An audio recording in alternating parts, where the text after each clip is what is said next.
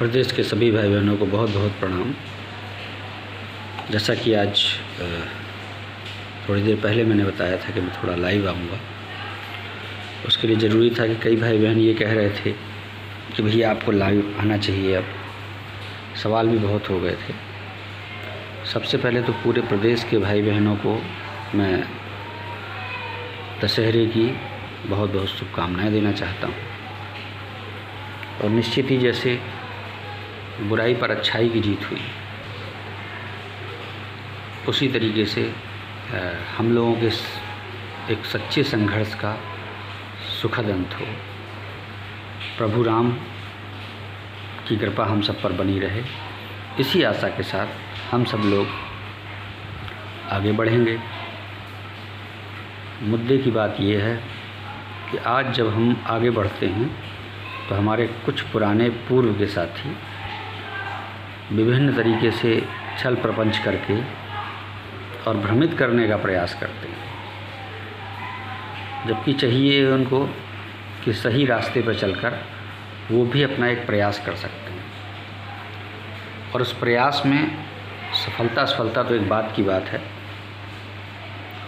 लेकिन एक सही संघर्ष सही दिशा में होना चाहिए था। खैर,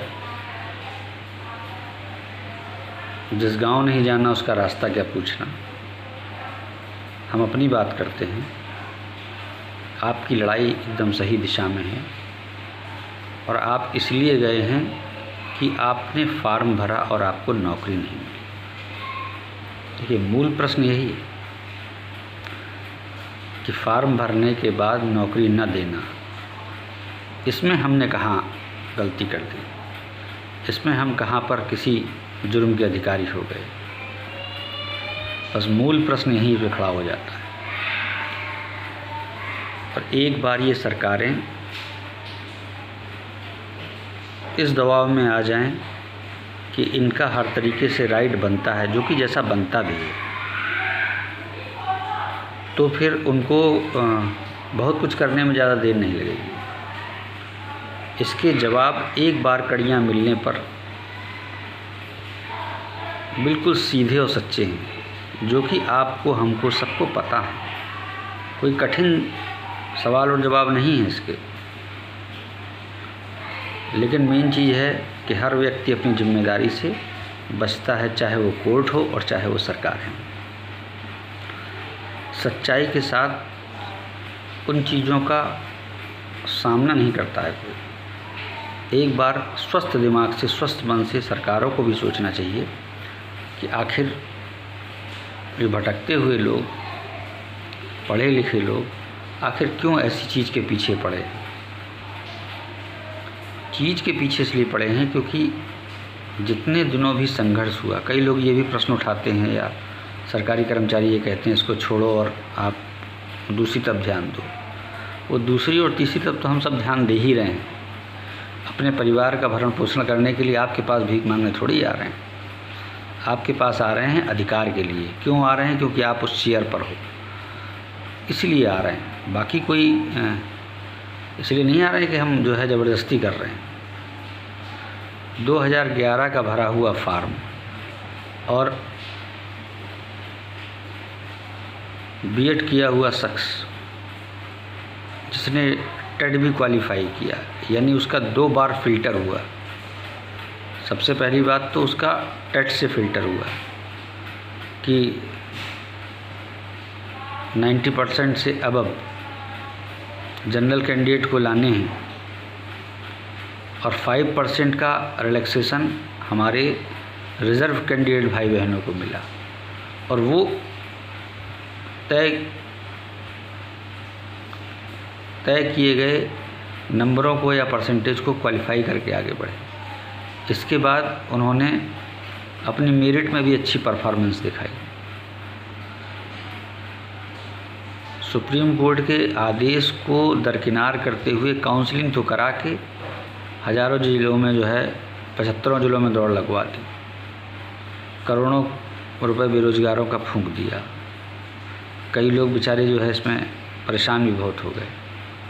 इन सब का एहसास कराए बगैर उन्होंने अपने सवाल जवाब लगा के उल जलूल हरकत करके भर्ती पूरी कर ली। तो अपने उन चीज़ों को दोनों लोग पर्दा डालते हैं खुलेआम, लेकिन जो हम सब वंचित रह गए हैं और योग्य होते हुए भी, तो उनका इतनी आसानी से पीछा नहीं छोड़ेंगे। अब सवाल आता है कि हम लोग कोर्ट क्यों गए? कोर्ट गए हैं नौकरी पाने के लिए, सीधी सी बात है। कैसे लगेगी? हम अपने साथ कहाँ कहाँ पर आपने किस किस को गलत तरीके से रखा, वहाँ पर हम उन सब से अप थे। किस किस आदेश को हम फॉलो कर रहे थे और किस किस आदेश को जिन्होंने आपने नौकरी दी वो फॉलो नहीं कर रहे हैं, ये साबित करेंगे और अंदर आ जाएंगे।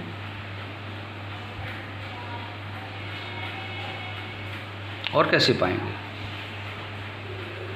और तथ्यों के साथ कोर्ट में तथ्य रखे जाते हैं।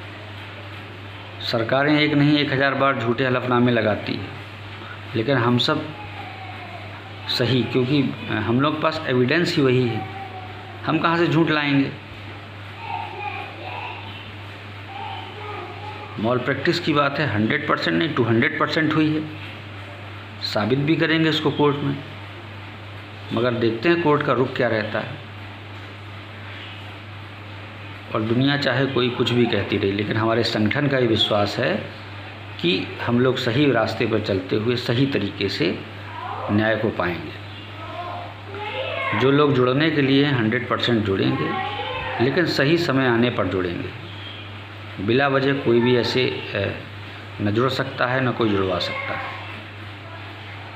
और सबसे अच्छा है कि आप पूरी तरीके से, पूरी तन्मयता के साथ, पूरे धैर्य के साथ अपनी लड़ाई को देखें और ये देखें कि हम किस तरीके से इस हर्डल को पार कर सकते हैं बिना किसी दुष्भावना के लाग लपेटे।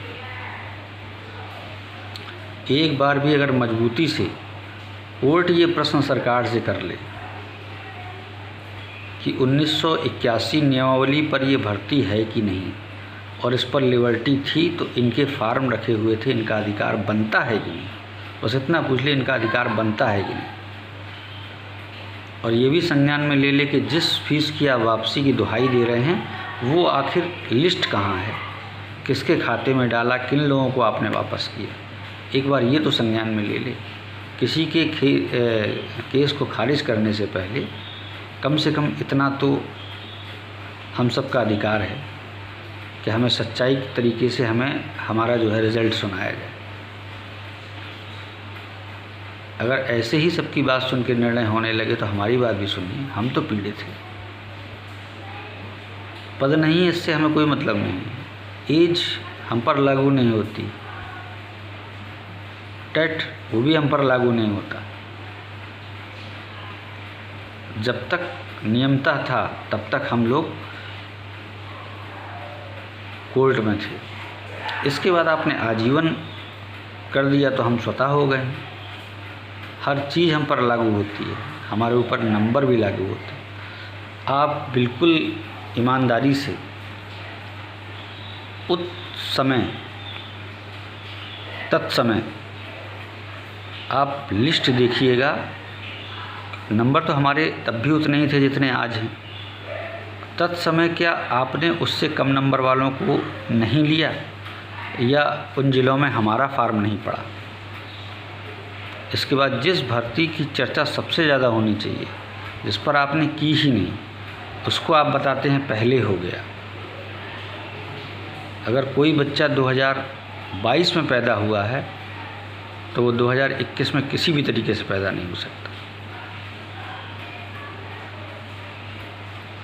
हम सब लोग अपने सही जवाबों के साथ, बहुत डेट पास में है और जल्दी हमारे संगठन के अध्यक्ष या और कोई अग्रणी बंधु डेट के बारे में पूरी तरीके से बताएंगे और अपनी पैरवी पूर्व की तरह बिल्कुल अच्छे से होगी। कहीं पर किसी भी व्यक्ति को कुछ भी देने की आवश्यकता नहीं है। संगठन के से जुड़े किसी भी भाई बहन, जब कोई भी बात होगी, किसी भी तरीके की आपसे चर्चा परिचर्चा होगी, उसको वॉइस चैट के माध्यम से या पोस्ट के माध्यम से आप सबको बताया जाएगा, अवगत कराया जाएगा। नाहक परेशान होने से कोई फ़ायदा नहीं। बीच में कुछ लोग सब गंदगी फैलाते रहते हैं, लोगों से डिमांड करते रहते हैं। आप किसी भी तरह के भ्रमजाल में ना पड़ें।